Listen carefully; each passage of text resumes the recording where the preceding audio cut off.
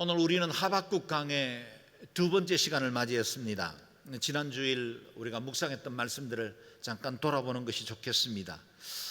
하박국서는 세 장으로 이루어진 짧은 소선지서입니다. 1, 2장은 하박국의 두 개의 기도, 두 번의 기도와 함께 하나님의 두 번의 응답이 기록되어 있는 말씀입니다.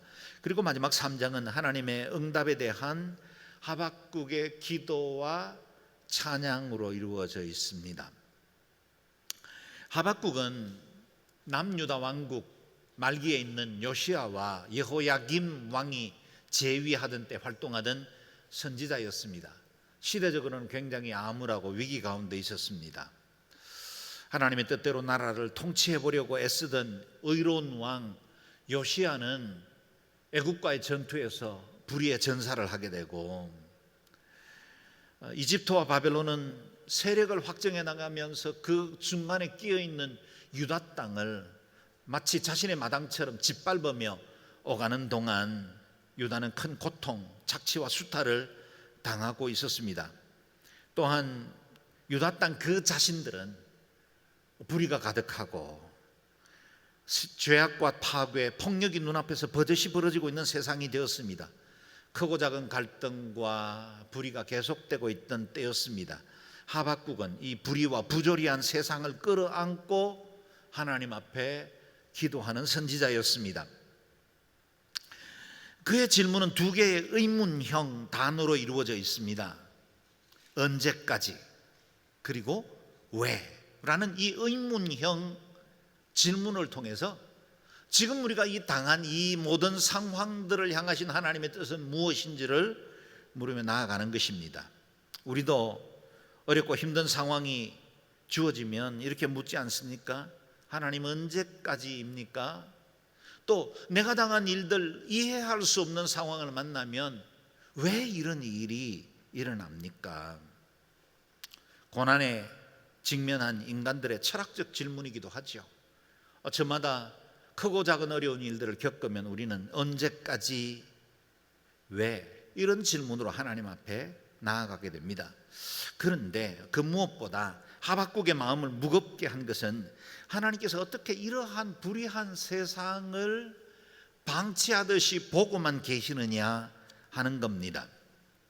하나님께서 숨어 계시는 것 같고 외면하고 침묵하는 것처럼 이 세상을 거저 자연의 순리대로만 돌아가게 만들어버리는 것 같은 느낌이 들 때 하박국은 두려움이 있었습니다. 염려가 앞섭니다. 그래서 이 탄식 어린 기도를 통해서 하나님 앞에 나와왔던 겁니다. 과연 이 기도에 우리가 지난주일 묵상한 것처럼 하나님은 첫 번째 응답을 주셨습니다. 그런데 그 응답은 하박국의 기도와도 달랐고 기대와도 달랐습니다. 전혀 다른 말씀을 주신 것입니다. 북쪽의 바벨론을 일으켜 유다의 죄악을 심판하시겠다고 하신 겁니다. 놀라고 기급할 수밖에 없는 일이었습니다. 바벨론이 어떤 민족입니까? 이방 우상 숭배하는 민족일 뿐만 아니라 그들은 잔인하고 과격하고 사나운 사람들이었습니다. 이웃 나라들을 약탈하고 법도 정의도 없는 악한 자들이었지요. 하나님께서 이방 이 바벨론을 들어서 하나님의 택하신 민족을 심판하시겠다는 이 예언적 말씀에, 하나님의 응답에 하박국은 이해할 수도 없고 받아들이기도 쉽지 않았던 겁니다. 그래서 오늘 본문에서 하박국은 두 번째 질문으로 하나님 앞에 나아갑니다. 같이 읽어볼까요? 12절 13절 말씀입니다. 시작. 오 여호와여, 주께서는 영원전부터 계시지 않습니까? 내 하나님 거룩한 신주여, 우리는 죽지 않을 것입니다. 오 여호와여, 주께서는 심판을 위해 그들을 세우셨습니다. 오 반석이시여, 주께서는 그들을 세워 벌하셨습니다. 주의 눈은 정결해서 죄악을 보시지 못하시고 죄악을 그냥 바라보시지 못하십니다. 그런데 악한 사람이 자기보다 의로운 사람을 파괴시키고 있는데 왜 반역자들을 조용히 바라보고만 계십니까? 선지자 하박국의 두 번째 질문은 그의 깊은 신학적 성찰로부터 비롯되었다 말할 수 있겠습니다. 그가 알고 있는 하나님의 성품과 그의 백성인 유다가 당한 상황은 일치되지 않습니다. 받아들이기가 쉽지 않습니다. 괴리가 너무 컸다는 겁니다. 그래서 그는 먼저 하나님이 어떤 분인지를 5가지로 고백하고 있습니다. 우리가 알고 있는 하나님의 5가지 성품이기도 하죠. 첫째, 하나님은 영원전부터 계신 분이십니다. 그렇죠. 주님께서는 영원전부터 계시지 않습니까? 이스라엘의 옛 역사 가운데도 함께 하셨고 지금도 함께 하실 뿐만 아니라 영원토록 함께 하실 하나님이십니다. 바른 고백입니다. 둘째, 하나님은 거룩하신 분이십니다. 그 때문에 주의 눈은 정결해서 죄악을 보시지 못하고 죄악을 그냥 바라보고 묵과하실 수 없는 분이십니다. 내가 알고 있는 하나님은 그런 분입니다. 우리가 믿고 있는 하나님은 불의를 심판하시는 하나님이십니다 라는 고백이죠. 그래서 세 번째 고백으로 이어집니다. 하나님은 심판주입니다. 주께서는 심판을 위해 그들을 세우셨습니다. 주께서는 그들을 세워 벌하셨습니다. 바벨론을 통해서 징계하시겠다는 사실을 받아들일 수는 있습니다. 왜냐하면 주님은 심판주이시기 때문이죠 라는 겁니다. 네 번째, 하나님은 반석이십니다. 하나님 나라와 그 뜻은 요동되지 않고 하나님은 반드시 그 뜻을 이루시고 우리가 피할 바위, 의지할 반석이 되신다는 사실 고백하고 있습니다. 그래서 고백합니다. 우리는 죽지 않을 것입니다. 다섯 번째, 하박국과 유다의 하나님은 여호와 하나님이셨습니다. 여호와라는 말은 I am who I am, 스스로 존재하는 자라는 뜻입니다. 그분은 어느 것으로부터 유출된 분도 아니고 스스로 존재하시고 유일하고 완전하신 분이란 뜻입니다. 이 하박국이 고백하는 5가지 성품을 가지신 그 하나님이 유다의 하나님이었고 또 동시에 저와 여러분, 오늘 예배하는 저와 여러분의 하나님이기도 합니다. 문제는 여기서부터 시작됩니다. 고백한 대로 하나님이 그런 분이 틀림이 없다면 지금 맞닥뜨린 이 끔찍한 상황 어떻게 허용할 수 있습니까? 하는 겁니다. 하박국은 묻습니다. 그런데 악한 사람이 자기보다 의로운 사람을 파괴시키고 있는데 왜 반역자들을 조용히 바라보고만 계십니까? 하는 겁니다. 차라리 하나님이 고대 근동에 있었던 그 수많은 우상들처럼 신화 속 인물이라면 기대하지도 않았을 겁니다. 나무나 목석이라면 그 앞에서 뭘 더 기대하겠습니까? 그저 운명이겠거니 재수 없어 당한 일이겠거니 하고 포기할 수 있겠습니다. 그러나 하박국은 알고 있었습니다. 하박국은 믿고 있었습니다. 하나님은 살아계신 하나님이십니다. 그분은 능력이 무한하신 분이십니다. 그분은 선하신 분이십니다. 특히 이스라엘을 선택하시고 여기까지 그 백성들의 주인이 되시고 보호하시고 인도해 주신 하나님이십니다. 그런데 내가 알고 믿고 있는 그 하나님, 그 살아계신 하나님이 왜 이런 상황을 그대로 묵과하고 방치하고 계십니까? 그게 하박국의 질문이고 어려움입니다. 엊그저께 일어난 광주 54번의 시내버스의 비극, 분명 인재인 것도 사실이지만 거기 희생당한 사람들을 생각해보면 어찌 어느 날 갑자기 이런 일들이 일어날 수 있겠습니까? 그 일에 무슨 위로나 성경적 해석이 가능할 수 있겠습니까? 너무나 마음이 어렵죠. 너무 안타깝습니다. 사랑하는 아내와 엄마 그리고 아들, 딸의 갑작스러운 죽음 앞에 어떤 설명이 가능하겠습니까? 가슴 아프고 고통스러운 일이죠.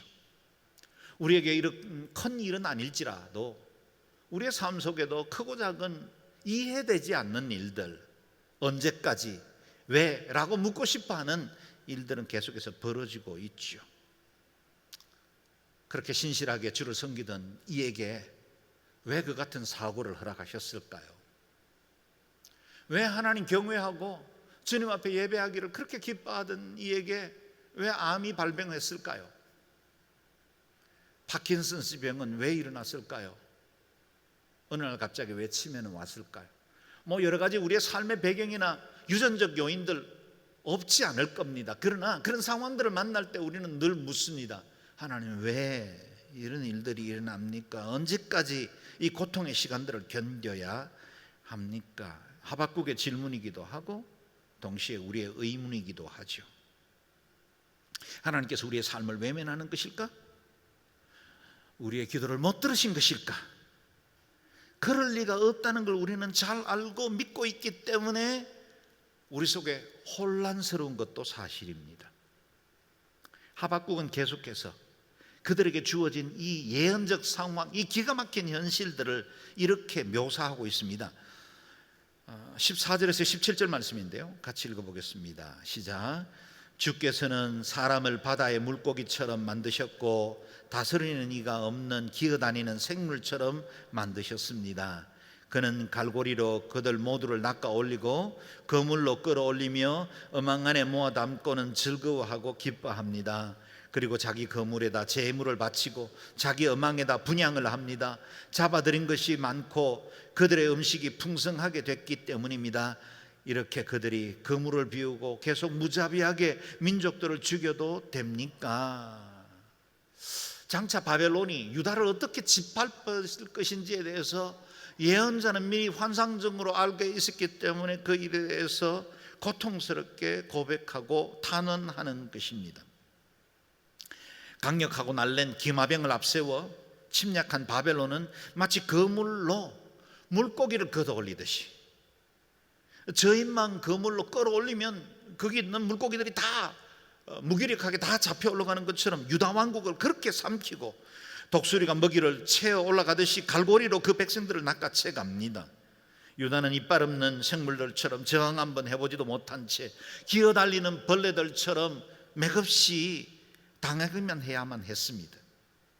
손쉽게 유다와 주변 민족들을 멸망시킨 바벨론은 마치 자기들이 이룬 큰 승리를 자축하고 기뻐합니다. 그들은 자기 그물에다가 제물을 바치고 자신의 어망에다가 분향을 한다 그랬습니다. 자신의 군사력, 자신들의 능력을 우상화시키는 거죠.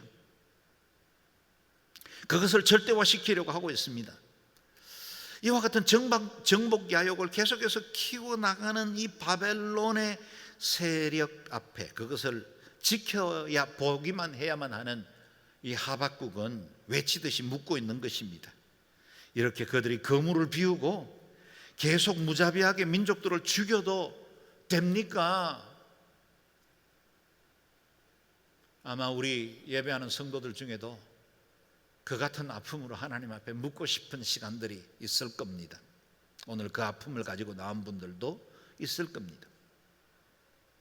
민족과 시대의 아픔을 끌어안은 선지자는 이런 상황 속에서 하나님의 뜻을 묻고 있습니다. 악한 바벨론의 군대가 하나님의 백성들을 이토록 잔인하게 파괴하고 있는데 하나님은 왜 보고만 계십니까? 왜 잠잠히 계십니까? 선택하신 그 백성들에게는 그토록 높은 도덕적인 믿음의 기준들을 요구하시면서 왜 이방의 우상 숭배하는 민족들에게는 그렇게 관대하십니까? 세상 사람들 그렇게 마음대로 살고 자행자자하며 자기의 육체의 욕심과 권력의 야욕을 위해서 수단과 방법을 가리지 않는 그들은 버젓이 잘 살아가고 있는데 그래도 예배 좀 하고 싶고 그래도 하나님 앞에 바로 살고 싶어하는 우리에게는 어찌 이렇게 고통스러운 일들이 계속되기도 하고 때로는 그것이 하나님의 징계 같기도 하고 나를 깨우치려는 하나님의 그 뜻 같아서 더 두렵기도 하고 더 아프기도 합니다. 하나님 왜 이 상황 그대로 두십니까? 우리의 질문이기도 하죠. 믿음으로 살고 바르게 살아가는 하나님의 자녀들에게 닥치는 여러 가지 고난과 환난 우리가 어찌 다 설명할 수 있겠습니까? 다 이해 못합니다. 그저 이 상황 앞에 우리가 하나님의 손을 붙들 수밖에 없는, 그래서 주님의 은혜만을 기다리는 것들도 우리의 현실이기도 합니다. 때로는 하나님 정말 공평하신 분인가? 하나님의 선한 뜻과 주님의 공의가 이루어지는가? 이렇게 생각하는 것조차 하나님 앞에 불신인 것 같고 불경스러운 것 같아서 머리를 흔들고 지우고 싶어 하지만 우리 마음속에 있는 아픔 쉽게 떨쳐버리지 못하는 것도 사실입니다. 이렇게 이해되지 않고 받아들일 수 없는 상황을 만났을 때 동일한 탄식을 가졌던 하박국과 함께 우리도 하나님 앞에 우리의 마음을 내어놓고 이 상황을 의탁하는 시간들이 필요합니다. 우리는 하박국에게 두 가지를 배웁니다. 첫째는 하나님께 대한 변치 않는 신뢰입니다. 하박국의 의문과 탄식은 하나님의 신뢰로부터 비롯된 것입니다. 살아계신 하나님, 신실하신 하나님에 대한 믿음이 있기 때문에 이 상황 중에 개입해 주시기를 기도하고 있는 겁니다. 우리 아이들이 가끔씩 원하는 것 얻기 위해서 땡깡 부리며 바닥에 들어눕는 경우들이 있지 않습니까? 때로는 좀 큰 아이들은 방문 꽝 걸어 잠그고 밥 안 먹고 단식 투쟁을 하는 아이들도 있습니다. 여러분, 아이들이 가끔씩은 이렇게 부모의 마음을 어렵게 하는데, 그런데 우리 아이들이 아무 데서나 그렇게 하지 않는다는 거예요. 다 누울 자리 봐가면서 눕습니다. 땡깡 부릴만 하니까 부리는 거예요. 여러분, 하박국이 하나님 앞에 원망과 탄식의 기도를 드릴 때는 믿을 만한 구석이 있는 겁니다. 하나님의 살아계심, 그분의 신실하심과 그분의 능력을 알거든요, 믿거든요. 그러니까 하나님 앞에 이런 원색적인 기도를 가지고 나아갈 수 있는 것입니다. 사는 여러분, 우리도 때로 힘들고 어려울 때 아무런 가식 없이 우리 마음에 속사정 다 쏟아 놓을 수 있습니다. 왜요? 우린 하나님 믿거든요, 신뢰하거든요. 하나님께서 전국에 선을 이루어 가실 것이라는 걸 우리가 믿고 있기 때문입니다. 요즘 힘드십니까? 마음 어려운 상황을 거치고 있습니까? 염려가 많고 불안합니까? 그저 있는 모습 그대로 주님께 가지고 나아가십시오. 수고하고 무거운 짐진 자들아 다 내게로 오라 말씀하시는 그 주님이 내가 너희를 쉬게 하리라 말씀하셨습니다. 그 주님이 우리에게 이렇게 초청하실 때는 그분은 이미 해답의 키를 가지고 계시기 때문에 말씀하실 수 있는 겁니다. 내가 너희에게 평안을 주고 간다. 곧 내 평안을 너희에게 준다. 내가 주는 평안은 세상이 주는 것과 같지 않다. 너희는 마음에 근심하지 말고 두려워하지 말라. 이렇게 선언하신 분이 저와 여러분의 주님이십니다. 그렇게 말씀하실 때 주님은 대답을 다 가지고 계십니다. 세상이 주는 위로와 평안은 진통제 같은 것이어서 본질적인 치유가 되지 않는 통증만 다스릴 뿐이죠. 고질병은 그대로 남습니다. 그러나 우리 주님이 우리를 치유하시는 병은 항생제와 같습니다. 근본적으로 치유하십니다. 우리의 마음을 곪고 병들게 하는 것들 제거하여 주십니다. 근본적으로 우리의 마음을 평안으로 이끄십니다. 세상이 주는 것과 같지 않습니다. 세상에서 흉내낼 수 있는 것과 다른 놀라운 하나님의 평안, 주님의 온전하신 신실하심, 그것으로 우리를 응답해 주시는 것입니다. 둘째, 하박국에게 배웁니다. 하박국은 궁극적으로 하나님의 완전하신 뜻이 이루어질 것을 믿었습니다. 하나님이 바벨론을 들어 그 백성을 징계하는 것이 부당하다고 생각을 하고 있지만 이제 다음 주에 묵상합니다. 몽둥이로 들어 당신의 백성들을 징계하셨을지라도 몽둥이로 사용된 그 민족이 악하고 패역하며 교만할 때 하나님 그냥 보고 계시지 않습니다. 반드시 그 몽둥이를 꺾어버리시고야 맙니다. 그러므로 심판주 하나님의 뜻이 이루어질 때까지 인내하며 기다리는 시간이 필요합니다. 하나님은 이 땅의 교만을 꺾어버리심으로 진정한 역사의 통치자는 하나님 한 분밖에 없다는 사실을 궁극적으로 드러내시고야 맙니다. 그래서 하박국에는 그 믿음이 있었기 때문에 이렇게 선언할 수 있습니다. 다음 주 본문이기도 합니다. 마치 물이 바다를 덮는 것 같이 여호와를 아는, 영광을 아는 지식이 세상에 가득 찰 것이다. 이 하박국의 선언은 하나님의 완전한 뜻이 이루어질 것을 믿고 있기 때문에, 신뢰하기 때문에 가능한 고백이었습니다. 2장에 들어서면 이제 그 하나님이 어떻게 일을 해 가시는지를 목도할 수 있습니다. 2장 1절 말씀 같이 읽겠습니다. 시작. 내가 초소에 서서 망대의 자리를 잡고 주께서 내게 무엇을 말씀하실지, 내 호소에 주께서 뭐라고 응답하실지 지켜보겠습니다. 아멘. 하나님께 기도와 질문을 마친 하박국은 이제 하나님의 응답을 기다리기로 결정했습니다. 그리고 그의 자리, 위치가 망대 위 초소의 자리에 서겠다 한 것입니다. 마치 파수꾼이 망대 위에 올라 적군의 동태를 살피고 연락병에 그 달려오는 것을 먼저 보기 위해서 기다리는 것과 같습니다. 하나님께로부터 이 말 응답을 기다리고 있는 것입니다. 지난주일 일부 예배에서 나누었습니다. 그리스도인들은 세상이라는 성을 지키는 파수꾼입니다. 그렇습니다. 우리는 이 땅의 평안을 책임지고 있는 중보기도자들입니다.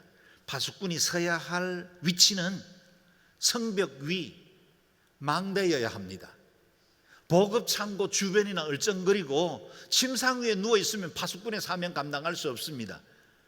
다른 병사들과 노닥거리고 즐기는 자리에 있는 것이 아니라 망대 위로 올라가야 합니다. 그곳에서 세상의 변화, 그리고 이 성 안에 여러 가지 일어나는 현상들을 바라보고 하나님의 뜻을 구하는 자리에 서 있어야 합니다. 파수꾼이 서야 할 자리는 성벽 위 망대입니다. 파수꾼은 깨어있는 사람, 먼저 보는 사람, 멀리 보는 사람, 경고하여 외치는 사람입니다. 그리스도인된 모든 사람들은 선지자적 사명을 감당하기 위해 파수꾼의 자리에 서야 합니다. 깨어있는 사람, 먼저 보는 사람, 멀리 보는 사람, 경고하여 외치는 사람, 그것이 바로 우리의 사명입니다. 내 자신의 안위와 우리 가족만 바라보는 눈을 들어 세상을 향하신 하나님의 마음을 소유하는 파수꾼이 되어야 합니다. 하박국은 또한 기도하고 잊어버린 사람이 아니라 살아계신 하나님께서 반드시 응답하실 것을 믿고 있었기 때문에 파수꾼의 자리에 서 있을 수 있었습니다. 기도하거든 반드시 이 두 단어를 기억하십시오. Listen and watch. 오늘 본문에서 말씀하시죠. 주께서 내게 무엇을 말씀하실지 listen, 또 내 호소에 주께서 뭐라고 응답하실지 지켜보겠습니다. watch. 기도하면 이 두 가지의 태도를 늘 가져야 합니다. 기도했거든 하나님께서 응답하실 시간을 내어드리십시오. 많은 성도들이 열심히 기도한 후에 하나님의 말씀을 들으려 하지도 않고 자리에서 벌떡 일어나 버립니다. 대화한 것이 아니라 요청만 한 것입니다. 그리고 우리는 기도한 후에 얼마나 자주 내가 드린 그 기도를 잊어버립니까?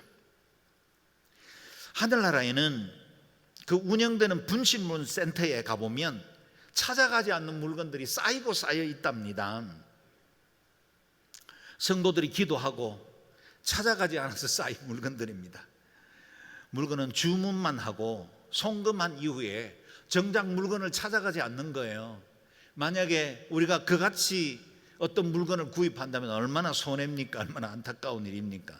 사랑하는 여러분, 기도로 주문했거든 그것들이 응답될 때까지 listen, watch, 들으십시오. 그리고 바라보십시오. 5만 번의 기도 응답을 받았다는 조지 물러는 기도의 사람이면서 동시에 하나님께서 어떻게 그 기도에 응답하신지를 늘 듣고 지켜본 사람입니다. 그래서 5만 번의 기도가 응답됐다는 그의 자서전적 고백이 가능할 수 있었다는 겁니다. 여러분 오늘도 기도하셨죠? 기도하거든 들으십시오. 그리고 그것이 어떻게 응답되는지 지켜보시기를 바랍니다. 과연 하박국의 두 번째 기도에 하나님께서 두 번째 응답을 주셨습니다. 2절 3절 말씀을 같이 읽겠습니다. 시작. 그러자 여호와께서 내게 대답하셨다. 이 묵시를 기록하여라. 판에 똑똑히 새겨서 달리는 사람도 읽을 수 있게 하여라. 왜냐하면 이 묵시는 정해진 때가 돼야 이루어지고 마지막 때를 말하고 있으며 반드시 이루어진다. 비록 늦어진다 해도 너는 기다려라. 반드시 올 것이며 지체되지 않을 것이다. 아멘. 하나님의 두 번째 응답은 더욱더 명확하고 분명하게 주어졌습니다. 하나님은 선지자에게 이 묵시의 말씀을 기록하고 하라고 말씀하십니다. 기록하되 다른 사람들이 읽을 수 있게 하라 하십니다. 그리고 그 묵시가 정한 때에 이루어질 때까지 기다리라 하십니다. 하나님의 응답도 두 개의 단어로 정리할 수 있습니다. Write and wait. 기록하고 기다리라. 기록하고 기다리라 하십니다. 종말을 사는 우리에게 주시는 말씀이지 않습니까? 먼저 기록하라고 하십니다. 기록하되 판에 기록해서 달려가면서도 읽을 수 있을 만큼 뚜렷하고 명확하게 기록하라 하십니다. 고속도로를 달리다 보면 도로 곁에 세워진 많은 광고판들을 보죠. 여러분 지금도 여러분이 본 광고판 중에 일부분은 기억이 나기도 할 겁니다. 빠른 속도로 도로를 달립니다. 그런데 광고판이 보이게 하려면 거기 많은 정보를 담으면 안 됩니다. 중요한 핵심적인 단어 그리고 눈에 띌 수 있을 만한 이미지를 구성을 해야 눈에 띄죠. 오늘 우리 시대는 가독성을 높이기 위한 소리 없는 전쟁입니다. 인터넷에 올라오는 수많은 유튜브, 블로그, 뉴스들 그리고 마켓에 있는 수많은 물건들은 다 사람들 눈에 띄게 하기 위한 시도들입니다. 하나님께서 계시하는 복음과 심판도 그 메시지가 결코 난해하지 않아야 합니다. 여러분 우리 마음속에 하나님의 말씀이 잘 새겨져 있되 다름질하면서도 읽을 수 있도록 만들어야 합니다. 우리는 세상에 다름질합니다. 늘 분요합니다. 때로는 위기와 시험을 만날 때 그것에 휩싸여 우리의 마음들의 중심들이 잃어버리기도 합니다. 그때도 읽을 수 있을 만한 뚜렷하고 명확한 메시지가 필요합니다. 예수 그리스도 다시 오십니다. 그 주님은 예수 그리스도는 온 세상을 심판하시고 다스리실 뿐만 아니라 우리에게 영원한 생명을 주시기를 원하고 믿는 자들에게는 생명을 주시고 믿지 않는 자들은 영원한 심판을 받습니다. 명확하죠? 명확한 그 말씀들이 우리 마음속에 새겨져 있어야 합니다. 또한 세상살이로 분주하게 달려가는 사람들도 이해할 수 있을 만한 메시지여야 합니다. 우리는 매일매일 걸어다니는 성경을 쓰고 있지 않습니까? 삶으로 매일 한 장씩의 복음서를 기록하는 사람들입니다. 1:1 양육교재에 나오죠. 달려가면서도 보일 수 있는 복음서를 써야 합니다. 믿음에 모호함이 있으면 안 됩니다. 사람들이 저 사람 예수쟁인지 아닌지조차도 구분 안 되도록 만들면 안 됩니다. 복음이 명확해야 합니다. 저와 여러분이 그리스도인인 것들이 명확하게 보여져야 하고 어떤 어려움과 위기들을 똑같이 만났는데 우리는 다른 태도, 우리는 동일한 위기를 겪었는데 전혀 다른 믿음의 자세를 가지고 이 상황을 이해해낼 수 있는 능력이 명확하게 보여져야 한다라는 겁니다. 왜냐하면 우리는 우리 스스로가 기록된 하나님의 말씀이기 때문이죠. 예수 믿지 않는 사람들은 성경을 읽을 기회가 거의 없습니다. 예수 믿는 사람들의 삶이 성경이 되어 있습니다. 우리가 그것을 보여줘야 합니다. 고린도 후서를 강의할 때 나누었던 말씀 기억할 겁니다. 여러분이야말로 모든 사람들이 알고 있고 읽고 있는 우리 마음에 기록된 우리의 편지입니다. 우리가 기록된 하나님의 말씀이 되어야 합니다. 나를 통해 그리스도가 드러나고 복음의 가치가 보일 수 있어야 합니다. 이렇게 하나님께서 똑똑히 새겨 사람들이 읽을 수 있게 하라고 하신 이유가 뭘까요? 이어지는 말씀인데요. 왜냐하면 이 묵시는 천천히 마음속에 잘 새기십시오. 정해진 때가 돼야 이루어지고 마지막 때를 말하고 있으며 반드시 이루어진다. 비록 늦어진다 해도 너는 기다려라. 반드시 올 것이며 지체되지 않을 것이다. 아멘이시죠? 하나님의 말씀은 반드시 이루어집니다. 그리고 그 말씀이 이루어질 때는 정해진 때가 있습니다. 내가 볼 때 늦어진 것입니다. 내가 볼 때 더딘 겁니다. 내가 조급하고 내 상황이 위급하고 힘드니까 왜 하나님 침묵하십니까? 왜 하나님 아무 일도 행하지 않습니까? 라고 느끼는 것뿐이지 그 묵시는 반드시 이루어집니다. 그리고 하나님께서 정해진 때가 돼야 이루어집니다. 우리 하나님은 신실하신 분이십니다. 변치 않으신 분이세요. 우리는 시간과 공간이라는 한계 안에 살지만 그분은 영원 속에 계시는 분입니다.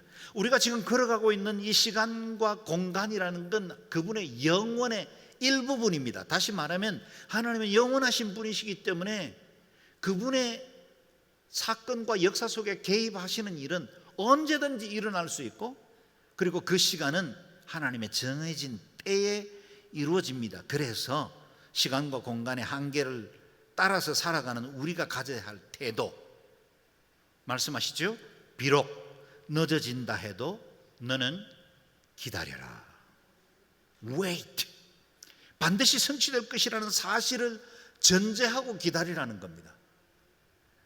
하박국은 하나님의 신실하시고 의로우심을 믿었습니다. 그 믿음이 있었기 때문에 4절과 같이 선언할 수 있었습니다. 같이 읽어볼까요? 시작. 보아라, 마음이 교만한 사람은 의롭지 않다. 그러나 의인은 그 믿음으로 살 것이다. 아멘. 이 4절은 다음 주일에 좀 더 자세하게 강의하려고 합니다. 오늘은 그냥 말씀 자체만 이해하십시오. 하나님은 교만한 자의 목을 꺾으십니다. 하나님의 뜻은 반드시 이루어집니다. 그 신실하신 하나님을 믿는 사람, 그들을 의인이라고 부른다는 겁니다. 그래서 신앙이라는 기차가 달리는 여정에는 반드시 통과해야 하는 기다림이라는 역들이 있습니다. 그 역이 하나둘일 수도 있고 어떤 때는 너무 자주 오기도 합니다. 무정차 기차를 탔으면 좋겠지만 어떤 분들의 삶에는 너무나 자주 또 기다려야 하고 또 인내해야 하고 또 소망 중에 견뎌야 하는 상황을 만나기도 합니다. 그것이 얼마이든지 간에 우리의 삶에 주어지는 그 기다림은 하나님의 성취라는, 반드시 이루어질 것이라는 하나님의 때를 전제하고 있다는 사실을 늘 기억하십시오. 그래서 소망이 필요합니다. 눈에 보이는 소망은 소망이 아닙니다. 보이는 것을 누가 소망하겠습니까? 만일 우리가 보지 못하는 것을 소망한다면 참고 기다려야 합니다. 사랑하는 여러분, 우리는 눈에 보이는 세상 가운데 살고 있지만 우리에겐 영원한 가치, 눈에 보이지 않는 세상을 소망하며 살아가고 있는 사람들입니다. 때로는 우리의 삶에 응답되어야 할 기도의 제목들도 눈에 보이지 않을 때 있습니다. 그럴 때 참고 기다려야 합니다.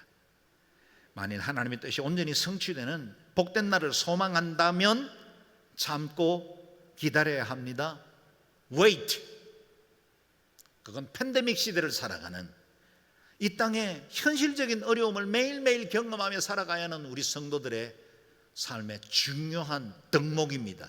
기다려야 합니다. 하박국 기도의 첫 소절 고백했던 말씀을 기억하십니까?